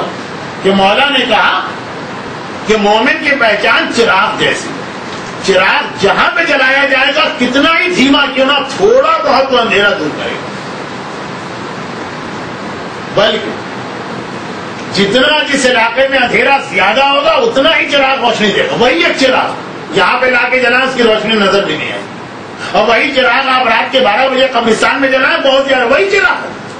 تو جس ماحول میں خرابیاں زیادہ ہوں، جہاں پہ گناہوں کا اندھیرا زیادہ ہو، وہاں پہ تو آپ کو زیادہ کام کر کے دکھانا۔ تو جو یہاں سے سیکھ اپنی زندگیوں میں بھی نافذ کرے اور اپنے گھر والوں کو۔ میں نے کہا ایسے ایسے لوگوں کو ہم نے بدلتے دیکھا کہ اب اس کے بعد کسی کے بارے میں نہیں کہا جا سکتا کہ وہ بدل نہیں سکتا۔ اور یہی وہ منزل اور مرحلہ جس کے لیے رسول نے فرمایا، یہ آپ ہی کے لیے کہا نہیں، گھر سے نکلتی ہیں تو آسمان کے فرشتوں سے لے کے دریاؤں کی مچھلیاں تک آپ کے حق میں دعا کریں۔ اس دوران جو موت آتی ہے وہ شہادت کی موت قرار پاتی، ایک ایک لمحہ یہاں پہ بیٹھنا آپ کا عبادت میں کم کیا جاتا ہے۔ ابو ذر غفاری نے اتنا ہی پوچھ دیا تھا نا کہ یا رسول اللہ، ہم بیٹھے ہوئے کچھ مسئلے سیکھ رہے تھے، قریب سے جنازہ گئے، اب مومن کے جنازے کے ساتھ قبرستان تک کیا ہے کہ یہی بیٹھ کے مسئلے سیکھ، تو اگر 4 آدمی موجود ہیں جو جنازہ اٹھا سکتے ہیں تو یہیں بیٹھو، اس لیے کہ 1 گھنٹہ کسی مسائل کی محفل میں بیٹھنا 1000 رکعت نماز، 1000 روزوں، راہ خدا میں کوہ احد کے برابر زکوٰۃ اور خمس دینے، 1000 جہاد میں حصہ لینے سے زیادہ کا ثواب۔ لیکن بہرحال اللہ بادشاہ تو ہے نہیں، ذرا ذرا سی بات میں مجھے غصہ آیا، گردن اڑانی، خوش ہوا تو اس کو حیثیت سے دے دی۔ یہ اتنا اسی لیے اس میں آپ کو پہلے مرحلے میں بھی تکلیف ہوگی جب خود سیکھ رہے، اور دوسرے مرحلے میں بھی تکلیف ہوگی جب دوسروں کو سکھا رہے۔ تو کربلا آپ کے سامنے رہے کہ یہ تیر اور تلوار سے کم کی تکلیف، یہ کوفہ اور شام کے بازار کے تانوں سے کم کی تکلیف، یہ جہاں پہ نہ چھت ہے نہ ہی کوئی سردی اور گرمی کا انتظام ہے، اس قید خانے کی 1 سال کی زحمت سے کم کی تکلیف، اور ثواب آپ کو وہی مل رہا ہے جو کربلا والوں کا ثواب۔ پروردگارا تجھے واسطہ شہزادی کونین کی شہادت کی راتوں کا، اور انہی کے مظلوم پوتے سید الساجدین کی ولادت کی تاریخوں کا۔ جو بچیاں اس درس میں موجود ہیں اور جو نہیں بھی ہیں اور اس مدرسے میں آتی ہیں، خدا بندہ ان کو اتنی ہمت، اتنا حوصلہ، اتنی توفیق دے کہ کربلا والوں کی طرح وہ ہر قسم کی مخالفت کے باوجود تیرے دین کے راستے پہ آگے بڑھتی رہیں، اسے دوسروں تک پہنچائیں۔ خدا بندہ اس زحمت میں جو یہاں پہ آئی ان کو دنیا اور آخرت کی ہر پریشانی سے محفوظ فرما، ان پر، ان کے گھروں پر، ان کے گھر والوں پہ اپنی رحمتیں، برکتیں اور نعمتیں نازل فرما۔ اور خدا بندہ یہ جو اس مدرسے کا نظام چلانے والے جوان بچے موجود جو نہیں موجود اوپر ہے، خدا بندہ یہ سب اتنی بڑی عبادت کر رہے ہیں، ان کی توفیقات میں اضافہ فرما۔ خدا بندہ ہم سب کو لشکر امام زمانے کا سپاہی بنا، غیبت امام میں ہمیں اپنی یہ ذمہ داری ادا کرنے کی توفیق عطا فرما۔ ہمارے تمام مرحوم علماء، مراجع، عام مرحومین، شہداء ملت جعفریہ اور خصوصاً امام خمینی رضوان اللہ علیہ کو علین میں درجہ اہل بیت اطہار سے ملحق فرما۔ خدا بندہ ظہور امام میں تعجیل فرما۔ ربنا تقبل منا اللجن اللجن اللجن اللجن یا مولا اللجن اللجن اللجن اللجن اللجن اللجن اللجن